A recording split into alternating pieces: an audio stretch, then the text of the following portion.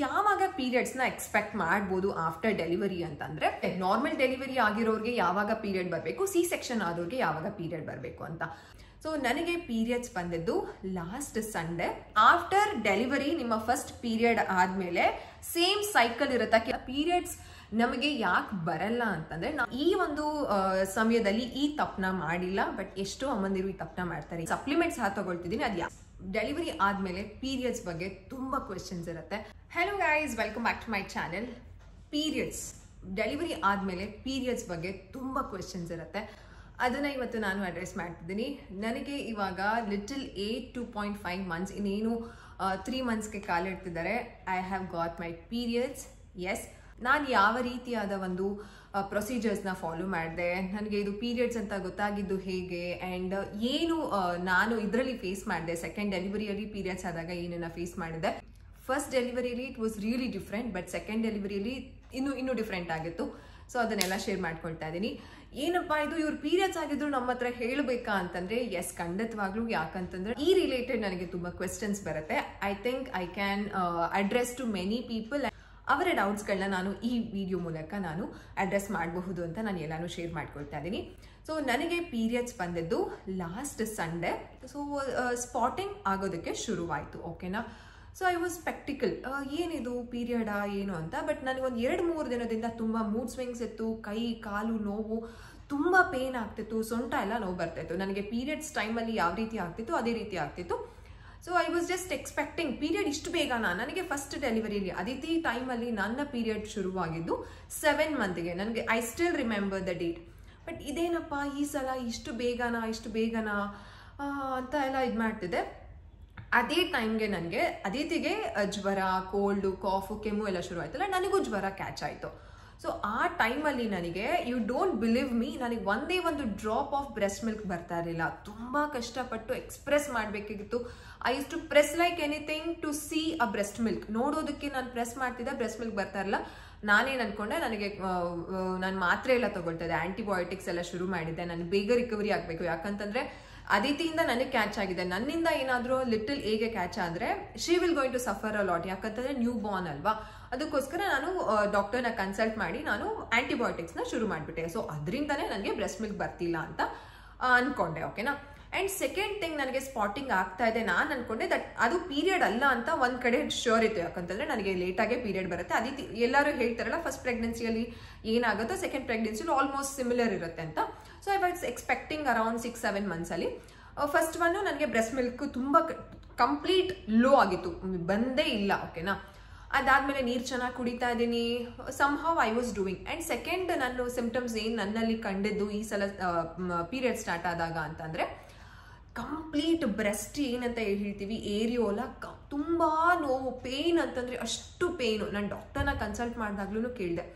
ನಾನು ನಿಮ್ಗೆಲ್ಲರಿಗೂ ಗೊತ್ತು, ನಾನು ಬ್ರೆಸ್ಟ್ ಮಿಲ್ಕ್ನ ಡೊನೇಟ್ ಮಾಡೋದಕ್ಕೆ ಪಂಪ್ ಮಾಡ್ತೀನಿ. ಪಂಪ್ ಮಾಡೋದ್ರಿಂದ ಇದು ಈ ರೀತಿ ಬರುತ್ತಾ ಅಂತಂದರೆ ಮೇ ಬಿ ಚಾನ್ಸಸ್ ಇರುತ್ತೆ, ಹೇಳೋಕ್ಕಾಗಲ್ಲ. ಸ್ವಲ್ಪ ದಿನ ಸ್ಟಾಪ್ ಮಾಡಿ ಅಂತ ಹೇಳಿದ್ರು. ಎನಿವೇ ನನಗೆ ಜ್ವರ ಇತ್ತಲ್ಲ, ಸೊ ಅದಕ್ಕೋಸ್ಕರ ನಾನು ಸ್ಟಾಪ್ ಮಾಡಿದ್ದೆ. ಓಕೆನಾ. ಆ ಟೈಮಲ್ಲಿ ಸ್ಟಾಪ್ ಮಾಡಿದ್ದೆ. ತುಂಬ ನೋವು. ಪಾಪು ಬ್ರೆಸ್ಟ್ ಫೀಡ್ ಮಾಡೋದಕ್ಕೆ ಬಂದಾಗ ಒಂಚೂರು ಮೂತಿ ಏನಾದರೂ ಹೀಗೆ ಮಾಡಿದ್ರೆ ಸಖತ್ತು ಪೇನ್ ಆಗ್ತಿತ್ತು. ಐ ವಾಸ್ ಲಿಟ್ರಲಿ ಕ್ರೈಂಗ್, ಯಾಕೆ ಇಷ್ಟು ಪೇನ್ ಆಗ್ತಿದೆ, ಬ್ರೆಸ್ಟ್ ಮಿಲ್ಕ್ ಪಂಪ್ ಮಾಡೋದ್ರಿಂದ ಇಷ್ಟೊಂದು ಪೇನ್ ಬರುತ್ತಾ. ಐ ವಾಂಟೆಡ್ ಟು ಆ ಸಂಬಡಿ, ಯಾರಾದರೂ ಬ್ರೆಸ್ಟ್ ಮಿಲ್ಕ್ನ ಪಂಪ್ ಮಾಡೋರ್ನ ಕೇಳೋಣ, ನೋವು ಬರುತ್ತಾ, ಅಷ್ಟು ನೋವು ಬರ್ತಾ ಇತ್ತು. So this was the second. And mood swings ತುಂಬ, ಬೆಳಗ್ಗೆ ಎಲ್ಲ ಯಾವ ರೀತಿ ಮೂಡ್ ಸ್ವಿಂಗ್ಸ್ ಇರ್ತಿತ್ತು, ಒಂಥರ ಇಮೋಷನ್ಸ್ ಇರ್ತಿತ್ತು ಅಂತಂದರೆ, ಯಾಕಪ್ಪ ಈ ಜೀವನ, ಏನೂ ಬೇಡ, ಯಾರೂ ಬೇಡ, ಏನಕ್ಕೆ, ಏನು ಸಾಧಿಸಬೇಕು, ಹಾಗೆಲ್ಲ ಒಂಥರ ನೆಗೆಟಿವ್ ಥಾಟ್ಸ್ ಎಲ್ಲ ಬರ್ತಾ ಇತ್ತು. ಈವ್ನಿಂಗ್ ಆಗಿದ ತಕ್ಷಣ ಐ ವಾಸ್ ಸೂಪರ್ ಆಕ್ಟಿವ್. ಏನಾದರೂ ಮಾಡ್ಬೇಕು, ನಾಳೆ ಆ ವಿಡಿಯೋ ಮಾಡಬೇಕು, ಈ ವಿಡಿಯೋ ಮಾಡಬೇಕು, ಆ ರೀತಿ ಆಟ ಆಡಬೇಕು ಅದಿತಿ ಜೊತೆ, ಆ ರೀತಿ ಎಲ್ಲ ಅನ್ನಿಸ್ತಾ ಇತ್ತಾ. ಸೊ ಈ ರೀತಿ ಮೂಡ್ ಸ್ವಿಂಗ್ಸ್ ಎಲ್ಲ ಆಗ್ತಿತ್ತು.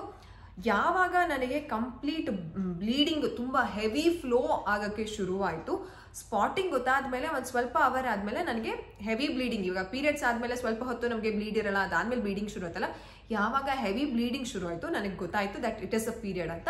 To make sure I consulted my doctor, that is Anusha doctor.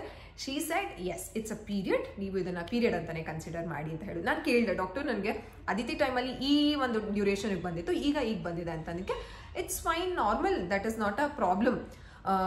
ಬರಬಾರ್ದ ಅಂತಂದರೆ ಖಂಡಿತವಾಗ್ಲೂ ಬರ್ಬೋದು, ತೊಂದರೆ ಇಲ್ಲ. ಏನೇನನ್ನ ನಾನು ಕನ್ಸಿಡರ್ ಮಾಡಿದೆ ಅಂತನೂ ನಾನು ಡಾಕ್ಟರ್ ಹತ್ರ ಎಲ್ಲ ಕೇಳಿದೆ. ಈ ರೀತಿ ಇದೆಲ್ಲ ಆಯಿತು, ನನಗೆ ಬ್ರೆಸ್ಟ್ ಮಿಲ್ಕ್ ಬರ್ತಾ ಇರಲಿಲ್ಲ, ಆಮೇಲೆ ತುಂಬ ಪೇನ್ ಆಗ್ತಿತ್ತು. It's all normal because of the hormonal imbalance ಇಂದ ಈ ರೀತಿ ಆಗ್ತಿರುತ್ತೆ. ಹೈಡ್ರೇಷನ್ ಚೆನ್ನಾಗಿ ತಗೊಳ್ಳಿ ಅಂತ ಹೇಳಿದ್ರು. ಎಸ್, ಥ್ರೂ ಔಟ್ ಮೈ ನನಗೆ ಯಾವಾಗ ನನಗೆ ಏನೋ ಬ್ರೆಸ್ಟ್ ಮಿಲ್ಕೇ ಇಲ್ಲ ಅಂತ ನನಗೆ ಫೀಲ್ ಆಗ್ತಿತ್ತು, ನಾನು ಹೈಡ್ರೇಷನ್ ನಾನು ಎನಿವೇ ದಿನಕ್ಕೆ 3 ರಿಂದ 4 ಲೀಟರ್ ಕುಡಿತೀನಿ. ಅದೇ ರೀತಿ ನಾನು ನೀರನ್ನು ಸಹ ಚೆನ್ನಾಗಿ ಕುಡಿದೆ, ಆಹಾರನೂ ಸಹ ಚೆನ್ನಾಗಿ ತಗೊಂಡೆ. ಬಟ್ ನಾನು ಈ ಒಂದು ಸಮಯದಲ್ಲಿ ಈ ತಪ್ಪನ್ನ ಮಾಡಿಲ್ಲ. ಬಟ್ ಎಷ್ಟೋ ಅಮ್ಮಂದಿರು ಈ ತಪ್ಪನ್ನ ಮಾಡ್ತಾರೆ. ಯಾವ ತಪ್ಪು ಅಂತಂದರೆ, ಈ ಥರ ಬ್ರೆಸ್ಟ್ ಮಿಲ್ಕ್ ಕಡಿಮೆ ಆದಾಗ ಫಾರ್ಮುಲಾನ ಕೊಟ್ಬಿಡೋದು. ಫಾರ್ಮುಲಾ ಕೊಟ್ಟಾಗ ಏನಾಗುತ್ತೆ ಅಂತಂದರೆ, ಇವಾಗ ನಿಮಗೆ ಹಾರ್ಮೋನಲ್ ಇಂಬ್ಯಾಲೆನ್ಸಿಂದ ಕಡಿಮೆ ಲೋ ಸಪ್ಲೈ ಆಗ್ತಾ ಇರುತ್ತೆ, ಲೋ ಸಪ್ಲೈ.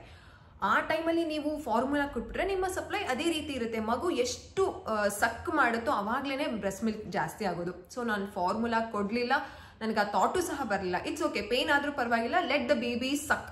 ಪಾಪ ಅವ್ಳು ತುಂಬ ಅಳ್ತಾ ಇದ್ರು, ಮುಂಚೆ ಅಳ್ತಿರ್ಲಿಲ್ಲ ಅವ್ರಿಗೆ. ಏನಕ್ಕಂತಂದರೆ ಹಾಲು ಚೆನ್ನಾಗಿ ಬರ್ತಿತ್ತು, ಸರ್ರಂತ ಕುಡ್ಕೊಂಡು ಬಿಡ್ತಿದ್ರು and she was fine. But ಇವಾಗ ಬರ್ತಿಲ್ದಿರೋದ್ರಿಂದ she use to be cranky. But ನಾನು ಆ ಟೈಮ್ನ ಇಟ್ ವಾಸ್ ರಿಯಲಿ ಡಿಫಿಕಲ್ಟ್. ಯಾಕಂತಂದರೆ ಅದಿತಿಗೆ ಹುಷಾರಿಲ್ಲ, ನನಗೊಂದು ಸ್ವಲ್ಪ ಸುಸ್ತಿದೆ, ಜ್ವರ ಇದೆ. ಬಟ್ ಈವನ್ ಈ ಟೈಮಲ್ಲೇ ನಾನು ಪೀರಿಯಡ್ಸ್ ಆಗ್ಬಿಟ್ನಾ. But Kruvi help me a lot. ಈ ಟೈಮಲ್ಲಿ ಕೃವಿ ನಮ್ಮ ಜೊತೆ ಇದ್ದು ಲಿಟಲ್ ಏನೋ ಸ್ವಲ್ಪ ಹೊತ್ತು ನೋಡಿಕೊಂಡು ನನಗೆ ಆಹಾರ, ನನಗೆ ಸಬ್ಬಕ್ಕಿ ಹಾಲು ಸಾಂಬಾರು ತಿಂದರೆ ತುಂಬ ಚೆನ್ನಾಗಿ ಹಾಲು ಬರುತ್ತೆ. ಅದಾದಮೇಲೆ ಮೊಟ್ಟೆ ತಿಂದೆ ಚೆನ್ನಾಗಿ ಆ ಒಂದು ಡ್ಯೂರೇಷನಲ್ಲಿ. ಅವ್ಯಾಕಾಡೋ, ಏನೇನು ಬ್ರೆಸ್ಟ್ ಮಿಲ್ಕ್ಗೆ ಬೇಕಾಗಿರುವಂತಹ ಸಪ್ಲಿಮೆಂಟ್ಸ್ ಎಲ್ಲನೂ ತೊಗೊಂಡೆ. ನಾನು ಸಪ್ಲಿಮೆಂಟ್ಸ್ ಸಹ ತೊಗೊಳ್ತಿದ್ದೀನಿ. ಅದು ಯಾವುದು ಅಂತ ನಾನು ಇವಾಗ ನಿಮ್ಮ ಜೊತೆ ಶೇರ್ ಮಾಡ್ತೀನಿ ಯಾವುದು ಅಂತ, ಓಕೆನಾ. ಆ್ಯಂಡ್ ಈ ರೀತಿಯಾದ ಒಂದು ಇದು ನಡೀತು. ಈಗ ಪ್ರಶ್ನೆ ನಿಮಗೂ ಶುರು ಆಗ್ಬೋದು, ದ್ಯಾಟ್ ಫಸ್ಟ್ ಪ್ರೆಗ್ನೆನ್ಸಿಯಲ್ಲಿ ಇವ್ರಿಗೆ 6 ಮಂತ್ಸ್ಗೆ ಆಗಿದೆ, 6-7 ಮಂತ್ಸ್ಗೆ ಆಗಿದೆ, ಇವಾಗ 2.5 ತಿಂಗಳಿಗೆ ಆಗ್ಬಿಟ್ಟಿದೆ. ನಾರ್ಮಲ್ ಅಂತಂದರೆ ಖಂಡಿತವಾಗ್ಲೂ ನಾರ್ಮಲ್. ಯಾವಾಗ ಪೀರಿಯಡ್ಸ್ನ ಎಕ್ಸ್ಪೆಕ್ಟ್ ಮಾಡ್ಬೋದು ಆಫ್ಟರ್ ಡೆಲಿವರಿ ಅಂತಂದರೆ, ನಾವು ಇದನ್ನ 8 ವಾರ ಆದ್ಮೇಲೂ ಸಹ ಎಕ್ಸ್ಪೆಕ್ಟ್ ಮಾಡ್ಬೋದು. ಅಂದರೆ 2 ತಿಂಗಳಿಗೂ ಬಂದರೂ ನಾರ್ಮಲ್. ಇದು 1.5 ವರ್ಷ ಆದ್ಮೇಲೂ ಬಂದ್ರು ನಾರ್ಮಲ್. ಕೆಲವರಿಗೆ 1.5 ವರ್ಷ ಆದ್ರೂ ಪೀರಿಯಡ್ಸ್ ಬರಲ್ಲ, ತುಂಬಾ ಎದುರ್ಕೊಳ್ತಾರೆ, ಯಾಕೆಪ್ಪ ಪೀರಿಯಡ್ಸ್ ಬಂದಿಲ್ಲ, ಯಾಕೆ ಪೀರಿಯಡ್ಸ್ ಬಂದಿಲ್ಲ ಅಂತ. ಪೀರಿಯಡ್ಸ್ ನಮಗೆ ಯಾಕೆ ಬರಲ್ಲ ಅಂತಂದ್ರೆ, ನಾವು ಬ್ರೆಸ್ಟ್ ಫೀಡಿಂಗ್ ಮಾಡ್ತಿರ್ತೀವಿ. ಸೊ ಆ ಒಂದು ಬ್ರೆಸ್ಟ್ ಫೀಡಿಂಗ್ ಕಾರಣದಿಂದ ಪ್ರೋಲ್ಯಾಕ್ಟಿನ್ ಅನ್ನುವಂತಹ ಹಾರ್ಮೋನ್, ಪ್ರೋಲ್ಯಾಕ್ಟಿನ್ ಅಂತಂದ್ರೆ, ಪ್ರೋ ಮೀನ್ಸ್ ಅಂತಂದ್ರೆ ನಮ್ಮ ಲ್ಯಾಕ್ಟೇಷನ್ಗೆ ಒಂದು ಸಪೋರ್ಟ್ ಮಾಡುವಂತಹ ಒಂದು ಹಾರ್ಮೋನ್ ರಿಲೀಸ್ ಆಗ್ತಾ ಇರುತ್ತೆ ಬಾಡಿಯಲ್ಲಿ ಬ್ರೆಸ್ಟ್ ಫೀಡಿಂಗ್ ಮಾಡ್ತಿರೋದ್ರಿಂದ. ಸೊ ಅದರಿಂದ ನಮಗೆ ಇದು ಏನು ಪೀರಿಯಡ್ ಲೇಟ್ ಆಗುತ್ತೆ. ಬೇಗ ಬಂದ್ರೆ ನಾವು ಸರಿಯಾಗಿ ಬ್ರೆಸ್ಟ್ ಫೀಡಿಂಗ್ ಮಾಡ್ತಿಲ್ವಾ, ಆ ರೀತಿನೂ ಅಲ್ಲ. It is completely depend on our body. ಎಷ್ಟು ಅಮೌಂಟ್ ಆಫ್ ಪ್ರೋಲ್ಯಾಕ್ಟಿನ್ ಪ್ರೊಡ್ಯೂಸ್ ನಾವು ಮಾಡ್ತಿದ್ದೀವಿ, ನಮ್ಮ ಬಾಡಿ ಮಾಡ್ತಿದೆ ಅಂತ ಅರ್ಥ ಆಗುತ್ತೆ. ಸೊ ಇದು 1.5 ತಿಂಗಳು ಅಥವಾ 1 ತಿಂಗಳಿಗೆ ಪೀರಿಯಡ್ಸ್ ಆದ್ರೆ ತೊಂದರೆ ಇಲ್ವಾ, ನೋ ಪ್ರಾಬ್ಲಮ್. 1.5 ವರ್ಷ ಆದ್ರೂ ಪ್ರಾಬ್ಲಮ್ ಇಲ್ವಾ, ನೋ ಪ್ರಾಬ್ಲಮ್. ಇದನ್ನ ಅರ್ಥ ಮಾಡ್ಕೊಳ್ಬೇಕಾಗತ್ತೆ ನಾವು. ಅಂಡ್ ಇನ್ನೊಂದು ಮಿತ್ ಇದೆ, ನಾರ್ಮಲ್ ಡೆಲಿವರಿ ಆಗಿರೋರಿಗೆ ಯಾವಾಗ ಪೀರಿಯಡ್ ಬರಬೇಕು, ಸಿ ಸೆಕ್ಷನ್ ಆದವ್ರಿಗೆ ಯಾವಾಗ ಪೀರಿಯಡ್ ಬರಬೇಕು ಅಂತ ಅರ್ಥ ಮಾಡ್ಕೊಳ್ಬೇಕು. ನಾರ್ಮಲ್ ಡೆಲಿವರಿ ಆದವ್ರಿಗೆ ಡಿಫ್ರೆಂಟ್ ಆಗಿರುತ್ತೆ ಸ್ವಲ್ಪ ಪ್ರಮಾಣದಲ್ಲಿ, ಸಿ ಸೆಕ್ಷನ್ ಆದವ್ರಿಗೆ ಡಿಫ್ರೆಂಟ್ ಆಗಿರುತ್ತೆ. ಏನ್ ಡಿಫ್ರೆಂಟ್ ಆಗಿರುತ್ತೆ ಅಂತಂದ್ರೆ, ಡೆಲಿವರಿ ಆಗಿದ ತಕ್ಷಣ ನಮಗೆ ಪ್ರತಿಯೊಬ್ಬರಿಗೂ ಬ್ಲೀಡಿಂಗ್ ಶುರುವಾಗುತ್ತೆ, ಸ್ವಲ್ಪ ಸ್ಪಾಟಿಂಗ್ ಆಗುತ್ತೆ. ಬ್ಲೀಡಿಂಗ್ ಅಂತಂದ್ರೆ ಹೆವಿ ಫ್ಲೋ ಅಲ್ಲ, ಸ್ವಲ್ಪನೇ ಹೋಗ್ತಾ ಇರುತ್ತೆ. Initially it starts with complete red blood ಇರುತ್ತೆ, ಅದಾದ್ಮೇಲೆ ಪಿಂಕ್ ಆಗುತ್ತೆ, ಪಿಂಕ್ ಇಂದ ಲೈಟಿಶ್ ಪಿಂಕ್ ಆಗುತ್ತೆ, ಅದಾದ್ಮೇಲೆ ಒಂದ್ ಸ್ವಲ್ಪ ವೈಟ್ ಯೆಲ್ಲೋಯಿಶ್ ಆಗಿ ಬ್ರೌನಿಶ್ ಆಗಿ ಇದು ಕಡಿಮೆ ಆಗ್ತಾ ಹೋಗುತ್ತೆ ಸ್ಪಾಟಿಂಗ್ ಅನ್ನೋದು. ಯಾಕೆ ಡೆಲಿವರಿ ಆದ್ಮೇಲೆ ನಮಗೆ ಈ ರೀತಿ ಸ್ವಲ್ಪ ಸ್ಪಾಟಿಂಗ್ ಅಂತ ಏನ್ ಹೇಳ್ತೀವಿ, ಕ್ಲಾಟ್ಸ್ ಎಲ್ಲ ಹೋಗ್ತಾ ಇರುತ್ತೆ, ಯಾಕೆ ಅಂತಂದ್ರೆ, ಗರ್ಭ ಧರಿಸಿದಾಗ ನಮಗೆ ಗರ್ಭಚೀಲ ಅಂತ ಏನ್ ಹೇಳ್ತೀವಿ, ಸ್ಯಾಕ್ ಅಂತ ಹೇಳ್ತೀವಿ ಅಲ್ಲ, ಅದರಲ್ಲಿ ಆಮ್ನಿಯೋಟಿಕ್ ಫ್ಲೂಯಿಡ್ ಇರುತ್ತೆ, ನೀರಿರುತ್ತೆ ಅಲ್ವಾ. ಸೊ ಆಮ್ನಿಯೋಟಿಕ್ ನೀರ ಒಂದು ಮೆಂಬ್ರೇನ್ ಅಂತ ಹೇಳ್ತೀವಿ, ಆಮ್ನಿಯೋಟಿಕ್ ಮೆಂಬ್ರೇನ್. ಈ ಮೆಂಬ್ರೇನು ಮಗುಗೆ ತುಂಬಾ ಪ್ರೊಟೆಕ್ಟ್ ಮಾಡುತ್ತೆ. ಅಂಡ್ ಆಲ್ಸೋ ಅದರೊಳಗಡೆ ಸತ್ತೆ ಅಂತ ಹೇಳ್ತೀವಿ ಅಲ್ಲ, ಪ್ಲಾಸೆಂಟಾ. ಸೊ ಪ್ಲಾಸೆಂಟಾ ಅನ್ನೋದನ್ನ, ಆಮ್ನಿಯೋಟಿಕ್ ಮೆಂಬ್ರೇನ್ ಅನ್ನೋದನ್ನ ಡೆಲಿವರಿ ಮಾಡಿದಾಗ ಅದು ಆಚೆ ಬಂದಿರುತ್ತೆ. ನಾರ್ಮಲ್ ಡೆಲಿವರಿಯಲ್ಲಿ ಸ್ವಲ್ಪ ಪ್ರಮಾಣದಷ್ಟು ಒಳಗಡೆನೆ ಉಳ್ಕೊಂಡಿರುತ್ತೆ, that is completely normal, not a problem. C section ಆದಾಗ ಆಲ್ಮೋಸ್ಟ್ ಎಲ್ಲಾನು ತೆಗೆದಿರ್ತಾರೆ. ಬಿಟ್ಸ್ ಅಂಡ್ ಪೀಸಸ್ 2 ಡೆಲಿವರಿಯಲ್ಲೂ ನಮ್ಮ ಒಂದು ಗರ್ಭಕೋಶದಲ್ಲೇ ಉಳಿದಿರುತ್ತೆ. ಆ ಒಂದು ಉಳಿದಿರುವಂತಹ ಭಾಗಗಳು ನಮಗೆ ಪೀರಿಯಡ್ ಮುಖಾಂತರ, ಪೀರಿಯಡ್ ಅಂತಂದ್ರೆ ಸ್ಪಾಟಿಂಗ್, ಡೆಲಿವರಿ ಆದ್ಮೇಲೆ ಸ್ಪಾಟಿಂಗ್ ತರ ಹೋಗ್ತಾ ಇರುತ್ತೆ ಅದು, ಓಕೆನಾ. ದಟ್ ಇಸ್ ಪೀರಿಯಡ್, ಆ ಟೈಮಲ್ಲಿ ಆಗುವಂಥದ್ದು. ಎಷ್ಟು ದಿನ ಆದ್ರೆ ನಾರ್ಮಲ್, ಸಿ ಸೆಕ್ಷನ್ ಆಗಿರೋರಿಗೆ ಜಾಸ್ತಿ ಆಗಬಾರ್ದಂತೆ, ನಾರ್ಮಲ್ ಡೆಲಿವರಿ ಆಗಿರೋರಿಗೆ ತುಂಬಾ ಹೋಗುತ್ತಂತೆ, ಆ ರೀತಿ ಹೇಳ್ತಾರೆ. ನಾರ್ಮಲ್ ಡೆಲಿವರಿ ಟೈಮಲ್ಲಿ ಆ ಸತ್ತೆ ಅನ್ನೋದು, ಪ್ಲಾಸೆಂಟಾ ಅಂತ ಏನ್ ಹೇಳ್ತೀವಿ, ಅದೆಲ್ಲ ಕಂಪ್ಲೀಟ್ ಆಗಿ ಬಂದಿರೋದಿಲ್ಲ, ಅವ್ರಿಗೆ ಸ್ವಲ್ಪ ದಿನ ಜಾಸ್ತಿ ಹೋಗುತ್ತೆ. ಯೂಶಲಿ ಸಿ ಸೆಕ್ಷನ್ ಆಗಿರೋರಿಗೆ ಒಂದು 10 days 15 days ಒಳಗಡೆ ಇದು ನಿಲ್ಲತ್ತೆ. ಅಂದ್ರೆ ಯಾವ ರೀತಿ ಆಗುತ್ತೆ ಅಂತಂದ್ರೆ, ಎಕ್ಸ್ಪೆಕ್ಟೇ ಮಾಡಲ್ಲ ಸ್ಪಾಟಿಂಗ್ ಅಂತ ನಾವು, ಆಗ ಸ್ಪಾಟಿಂಗ್ ಆಗ್ಬಿಡುತ್ತೆ. 2.5 ತಿಂಗಳವರೆಗೂ ಸ್ಪಾಟಿಂಗ್ ಆಗುತ್ತಾ? Yes, completely normal. In my case Aditi ಟೈಮಲ್ಲಿ ಫಸ್ಟ್ ನಾನು 2 ಸಿ ಸೆಕ್ಷನ್, ಅದಿತಿ ಟೈಮಲ್ಲಿ ನನಗೆ 2.5 ತಿಂಗಳು 3 ತಿಂಗಳವರೆಗೂ ನನಗೆ ಅವಾಗ ಸ್ಪಾಟಿಂಗ್ ಸ್ವಲ್ಪ ಒಂದ್ ದಿನದಲ್ಲಿ ಯಾವುದೋ ಒಂದ್ ಸ್ವಲ್ಪ ಟೈಮಲ್ಲಿ ಒಂದ್ ಸ್ವಲ್ಪ ಸ್ಪಾಟಿಂಗ್ ಆಗ್ತಿತ್ತು. ಎಕ್ಸ್ಪೆಕ್ಟೇ ಮಾಡ್ತಿರ್ಲಿಲ್ಲ, ಬಟ್ ಸ್ಪಾಟಿಂಗ್ ಆಗ್ತಾ ಇತ್ತು. ಬಟ್ ಲಿಟಲ್ ಓನ್ಲಿ 10 ಡೇಸ್ಗೆ ನನಗೆ ಅಷ್ಟೇನೆ ಸ್ಪಾಟಿಂಗ್ ಆಗಿದ್ದು. ಅದಾದ್ಮೇಲೆ ಅಲ್ಲಿಂದ ಇಲ್ಲಿವರೆಗೂ ನನಗೆ ಸ್ಪಾಟಿಂಗ್ ಅಂತ ಕಂಡೇ ಇಲ್ಲ. ನಾನು ಅದಕ್ಕೂ ಸಹ ಡಾಕ್ಟರ್ಗೆ ಒಂದ್ಸಲ ಹೋದಾಗ ನಾನು ಹೇಳಿದಾಗ ಈ ರೀತಿಯಾದ ಒಂದು ಇದು ನನಗೆ ನಡೀತಾ ಇದೆ, ಸ್ಪಾಟಿಂಗ್ 10 ದಿನ ಆಗಿದ್ದು, is it fine, I my healthy ಅಂತ ಕೇಳಿದಾಗ yes completely you are healthy, ಅದೇನು ತೊಂದರೆ ಇಲ್ಲ ಅಂತ ಹೇಳಿದ್ರು. ಸೊ ಇದನ್ನು ನಾವು ಅರ್ಥ ಮಾಡ್ಕೊಳ್ಬೇಕು. ಅಂಡ್ ನಾರ್ಮಲ್ ಡೆಲಿವರಿ ಆಗಿರೋರಿಗೆ ಯಾವಾಗ ಪೀರಿಯಡ್ ಬರಬೇಕು, ಸಿ ಸೆಕ್ಷನ್ ಆದವ್ರಿಗೆ ಯಾವಾಗ ಪೀರಿಯಡ್ ಬರಬೇಕು ಅಂತಂದ್ರೆ ಏನು ಇದೇ ಟೈಮ್ಗೆ ಅಂತ ಫಿಕ್ಸೇಷನ್ ಇಲ್ಲ. ಇದು ಡಿಪೆಂಡ್ಸ್ ಆನ್ ಯುವರ್ ಬಾಡಿ. ನೀವು ಬ್ರೆಸ್ಟ್ ಫೀಡಿಂಗ್ ಎಕ್ಸ್ಕ್ಲೂಸಿವ್ ಆಗಿ ಬ್ರೆಸ್ಟ್ ಫೀಡಿಂಗ್ 6 months ವರೆಗೂ ಮಾಡ್ತಿದ್ದೀರಾ ಅಂತಂದ್ರೆ ಲೇಟ್ ಆಗುತ್ತೆ, ಕೆಲವರಿಗೆ ಬೇಗನೂ ಬರುತ್ತೆ, ತೊಂದರೆ ಇಲ್ಲ. 6 to 8 weeks ಬಂದ್ರು ಇಟ್ಸ್ ನಾರ್ಮಲ್, 1.5 ವರ್ಷಕ್ಕೂ ಬಂದ್ರು ನಾರ್ಮಲ್, 6 months 7 months 1 year ಬಂದ್ರು ನಾರ್ಮಲ್, ತಲೆ ಕೆಡಿಸ್ಕೊಳ್ಳುವಂತಹ ಅವಶ್ಯಕತೆ ಇಲ್ಲ. ಅಂಡ್ ಡೋಂಟ್ ಥಿಂಕ್ ಅಬೌಟ್ ನಿಮ್ಮ ಒಂದು ಯಾವ type of delivery, normal delivery ಆಗಿದ್ರೆ ನನಗೆ ಬೇಗ ಬರುತ್ತೆ, ಲೇಟ್ ಆಗಿ ಬರುತ್ತೆ, ಸಿ ಸೆಕ್ಷನ್ ಆದ್ರೆ ಬೇಗ ಬರುತ್ತೆ, ಲೇಟ್ ಆಗಿ ಬರುತ್ತೆ, ಆ ರೀತಿ ತಲೆ ಕೆಡಿಸ್ಕೊಳ್ಳಕ್ ಹೋಗ್ಬೇಡಿ.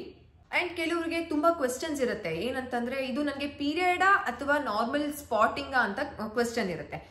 ಪೀರಿಯಡ್ ಆದಾಗ ನಿಮ್ಗೆ ನೀವು ಹೇಗೆ ಹೆವಿ ಫ್ಲೋ, ನಿಮ್ಮ ಒಂದು ನಾರ್ಮಲ್ ಪೀರಿಯಡ್ ಕನ್ಸೀವ್ ಗಿಂತ ಮುಂಚೆ ಯಾವ ರೀತಿ ನೀವು ನಾರ್ಮಲ್ ಬ್ಲೀಡಿಂಗ್ ಪೀರಿಯಡ್ ಆದಾಗ ಬ್ಲೀಡ್ ಆಗ್ತಿರ್ತೀರಲ್ಲ, ಅದೇ ರೀತಿ ಬ್ಲೀಡ್ ಆಗ್ತಿರುತ್ತೆ. It will be going for 3 days ಆಗ್ತಿರುತ್ತೆ, ಅಥವಾ 1 day ಕಂಪ್ಲೀಟ್ ಹೆವಿ ಫ್ಲೋ ಇರುತ್ತೆ. ಫ್ಲೋ ಅನ್ನೋದು ಜಾಸ್ತಿ ಇರುತ್ತೆ. ನಂಬರ್ ಆಫ್ ನೀವು ಸ್ಯಾನಿಟರಿ ಪ್ಯಾಡ್ಸ್ ನ ನೀವು ಚೇಂಜ್ ಮಾಡ್ತಿರ್ತೀರಾ. ಅಕಸ್ಮಾತ್ ಅದು ನಿಮಗೆ ಪೀರಿಯಡ್ ಅಲ್ಲ ಅಂತ ಹೇಗೆ ಗೊತ್ತಾಗುತ್ತೆ ಅಂತಂದ್ರೆ ಜಸ್ಟ್ ಅ ಸ್ಪಾಟಿಂಗ್, ಓಕೆನಾ, ಅಷ್ಟೇ ಇರುತ್ತೆ. ಯಾವಾಗ ನೀವು ಡಾಕ್ಟರ್ನ ಕನ್ಸಲ್ಟ್ ಮಾಡಲೇಬೇಕು ಅಂತಂದ್ರೆ ನಿಮಗೇನಾದ್ರೂ ಇದು ಓಕೆ ನನಗೆ ಇದು ಹೆವಿ ಫ್ಲೋ ಅಲ್ಲ, ಬಟ್ ಇದು ನನಗೆ ಡೆಲಿವರಿ ಆದ್ಮೇಲೆ ಬರಬೇಕಾಗಿರುವಂತಹ ಸ್ಪಾಟಿಂಗ್ ಅನ್ನಿಸ್ತಿದೆ, ಬಟ್ ಆದ್ರೂ ನಿಮ್ಗೆ ಇದು ಅಬ್ನಾರ್ಮಲ್ ಅಂತ ಅನ್ನಿಸ್ತಿದೆ ಅಂತ ಅನ್ಸಿದ್ರೆ ನಿಮ್ಗೆ ಈ ಒಂದು ಸೈನ್ಸ್ ನ ನೀವು check ಮಾಡ್ಕೊಳ್ಬೇಕಾಗತ್ತೆ.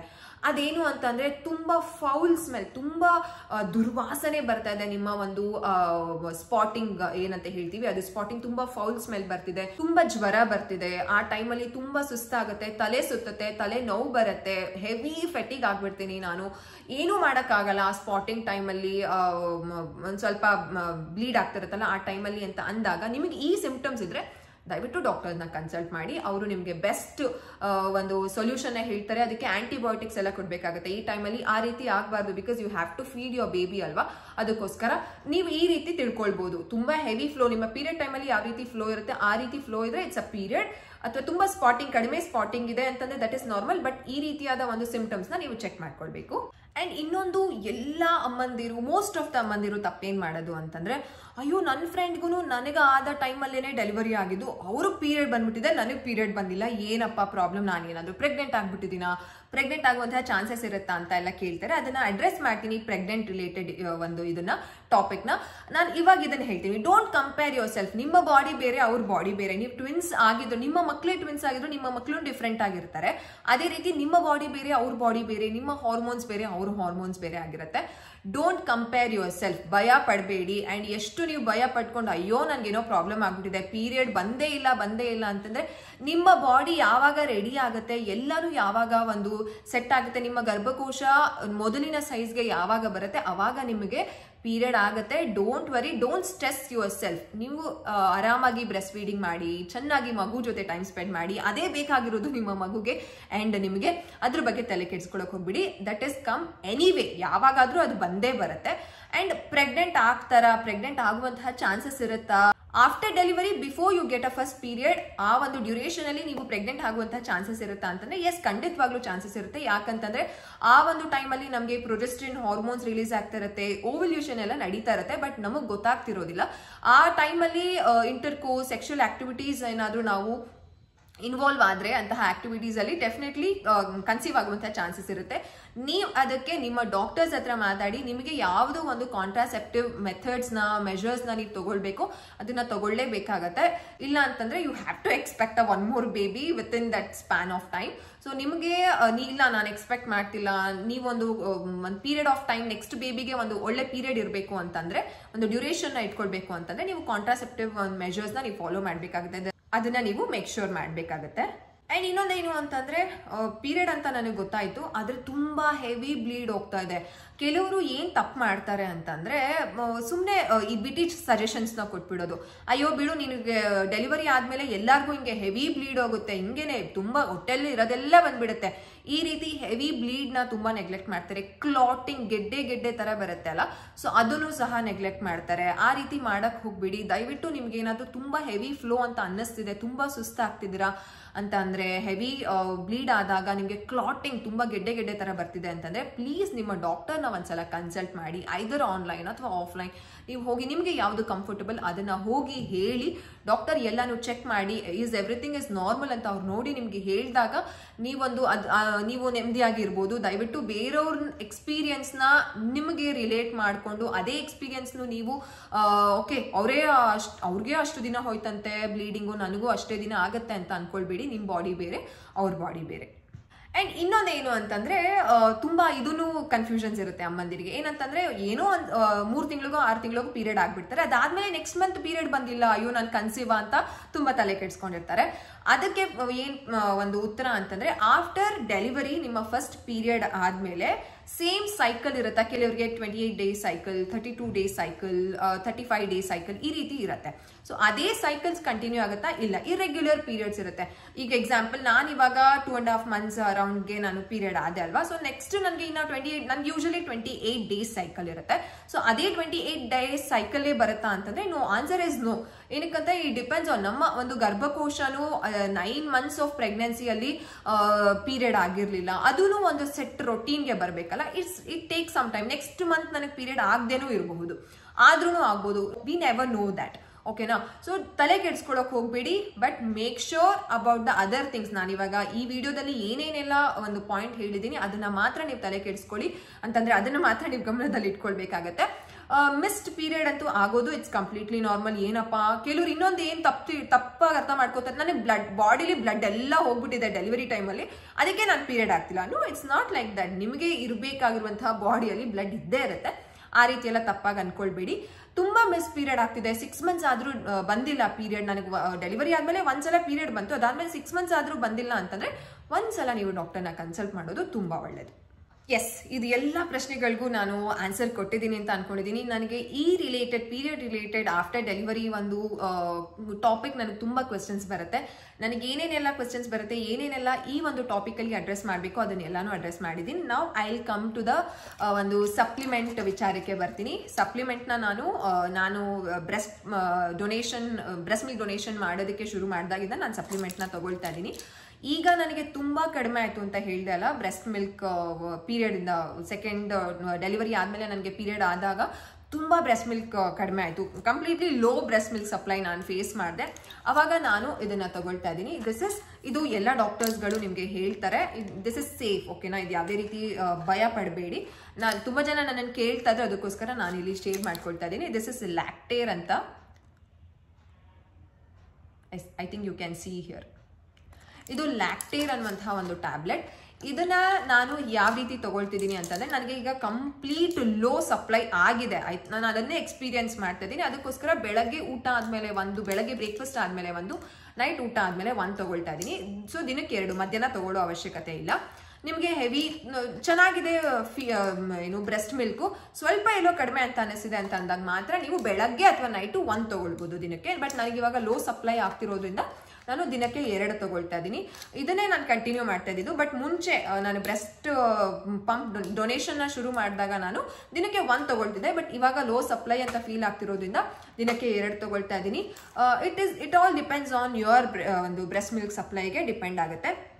This is completely safe. ಗೈನಕಾಲಜಿಸ್ಟೇ ಇದನ್ನ ನನಗೆ ರೆಫರ್ ಮಾಡಿದ್ದು. ನಾನು ಕನ್ಸಲ್ಟೇಷನ್, ನಾನು ಫಸ್ಟು ಬ್ರೆಸ್ಟ್ ಮಿಲ್ಕ್ ಪಂಪ್ನ ನಾನು ಡೊನೇಟ್ ಮಾಡ್ತಿದ್ದೀನಿ ಅಂತ ಅಂದಾಗ ನನ್ನ ಗೈನಿಕ್ನ ಅನುಷಾ ಡಾಕ್ಟರ್ನ ನಾನು ಕನ್ಸಲ್ಟ್ ಮಾಡಿದಾಗ ನನಗೆ ಅದಿತಿ ಟೈಮಲ್ಲೂ ಈ ಟ್ಯಾಬ್ಲೆಟ್ನ ಕೊಟ್ಟಿದ್ರು. ಅದಿತಿ ಟೈಮಲ್ಲೂ ನಾನು ಇದನ್ನ ತಗೊಳ್ತಿದ್ದೆ. This is safe. ನಿಮಗೆ ಡೌಟ್ ಇದ್ರೆ ಇದು ಸೇಫಾ ಅನ್ಸೇಫಾ ಅಂತಂದ್ರೆ ಪ್ಲೀಸ್ ನಿಮ್ಮ ಡಾಕ್ಟರ್ನ ಒಂದ್ಸಲ ಕನ್ಸಲ್ಟ್ ಮಾಡಿ ತಗೊಳ್ಳಿ. So this is safe, you can take. So this is all about ನನ್ನ ಎಕ್ಸ್ಪೀರಿಯನ್ಸ್. ನನ್ನ ಈ ಒಂದು ಪೀರಿಯಡ್ ಆಫ್ಟರ್ ಡೆಲಿವರಿ ಪೀರಿಯಡ್ ಬಂದಾಗ ನಾನು ಏನೇನು ಫೇಸ್ ಮಾಡಿದೆ. ದಯವಿಟ್ಟು ಪ್ರತಿಯೊಬ್ಬರು ಡಿಫ್ರೆಂಟ್ ಆಗಿ ನಾವು ಎಕ್ಸ್ಪೀರಿಯನ್ಸ್ ಮಾಡ್ತೀವಿ. ಎಲ್ಲರನ್ನೂ ಒಂದೇ ತಕಡಿಯಲ್ಲಿ ಹಾಕಿ ತೂಗೋದು ತುಂಬ ತಪ್ಪಾಗುತ್ತೆ. ಅವ್ರಿಗೆ ಆ ರೀತಿ ಆಯ್ತಂತೆ ನನಗೂ ಅದೇ ರೀತಿ ಆಗಬೇಕಾ? ನೋ. ಇವ್ರಿಗೆ ಈ ರೀತಿ ಆಯ್ತಂತೆ ನನಗಾಗಿಲ್ವಾ? ತಪ್ಪಾ? ನನ್ನ ಬಾಡಿ ಸರಿ ಇಲ್ವಾ? ಏನು? ಅದು ತಪ್ಪಾಗುತ್ತೆ. ನಿಮ್ಮ ಬಾಡಿನ ನೀವು ಟ್ರಸ್ಟ್ ಮಾಡಿ and wait for the right time. ನಿಮಗೆ ಬಂದೇ ಬರುತ್ತೆ. ಟೆನ್ಷನ್ ಮಾಡ್ಕೊಳ್ಳೋಕೆ ಹೋಗ್ಬಿಡಿ. What is there in your hand, just ಅದನ್ನು ಮಾಡಿ. ಏನು? ನಿಮ್ಮ ಕೈಯಲ್ಲಿ ಮುದ್ದಾದ ಮಕ್ಕಳಿರುತ್ತೆ, ಮಕ್ಕಳಿರ್ತಾರೆ ಮನೆಯಲ್ಲಿ, ನಿಮ್ಮ ಕೈಯಲ್ಲಿ ಮಗು ಇರುತ್ತೆ, ಅದ್ರ ಜೊತೆ ಎಂಜಾಯ್ ಮಾಡಿ. ಆ ಮಗುಗೆ ಏನು ಮಾಡಬೇಕು, ಈ 0 to 5 years ಏನಿದೆ ಅದು ಬೆಸ್ಟ್ ಒಂದು period of the child's life ಅಂತ ಹೇಳ್ಬೋದು. ಆ ಒಂದು ಪೀರಿಯಡ್ನ ಬೆಸ್ಟ್ ಮಾಡ್ಕೊಳ್ಳೋದಕ್ಕೆ ನೀವು ಟ್ರೈ ಮಾಡಿ. ಆವಾಗ ತುಂಬ ಚೆನ್ನಾಗಿರುತ್ತೆ. ಲೈಫ್ ವಿಲ್ ಬಿ, ಬಿಕಾಸ್ ಇದು ಅಡಿಪಾಯ. ಮನೆಗೆ ಏನು ಅಡಿಪಾಯ ಅಂತ ಏನು ಹೇಳ್ತೀವಿ, ಪಾಯ, ಫೌಂಡೇಶನ್ ಎಷ್ಟು ಮುಖ್ಯನೋ ಅದೇ ರೀತಿ ಈ ಅರ್ಲಿ ಇಯರ್ಸ್ 5 years ಅನ್ನೋದು ಮಕ್ಕಳ ಒಂದು ಕಂಪ್ಲೀಟ್ ಥ್ರೂ ಔಟ್ ಲೈಫ್ಗೆ ಈ 5 ವರ್ಷ ತುಂಬ ಮುಖ್ಯ ಆಗುತ್ತೆ. ಅದ್ರ ಬಗ್ಗೆ ಗಮನ ಕೊಡಿ. ಇಲ್ಲದೆ ಇರೋ ಒಂದು ಯೋಚನೆಗಳನ್ನ ತಲೆಯಲ್ಲಿ ಹಾಕ್ಕೊಂಡು ಯೋಚನೆ ಮಾಡೋಕ್ಕೆ ಹೋಗ್ಬಿಡಿ. I know how stressful it is ಅಂತ. ಎಷ್ಟು ಅಮ್ಮಂದಿರಿಗೆ ಈ ವಿಡಿಯೋ ಹೆಲ್ಪ್ ಆಗುತ್ತೆ ಅಂತ ಅಂದ್ಕೊಂಡಿದ್ದೀನಿ. ಪ್ರತಿಯೊಬ್ಬ ಪ್ರೆಗ್ನೆಂಟ್ ಲೇಡೀಸ್ಗಳು ಈ ವಿಡಿಯೋನ ನೋಡಿ, ಬಿಕಾಸ್ ನೀವು ಇದನ್ನು ಯೋಚನೆ ಮಾಡ್ಬೋದು, ಯಾವಾಗಪ್ಪ ನನ್ನ ಪೀರಿಯಡ್ ಬರುತ್ತೆ ಅಂತ ಯೋಚನೆ ಮಾಡೋಕ್ಕೆ ಹೋಗ್ಬಿಡಿ. It's all normal. Everybody goes through the same. Yes, next ವಿಡಿಯೋದಲ್ಲಿ ಸಿಗ್ತೀನಿ. ಬಾಯ್. Thanks for watching.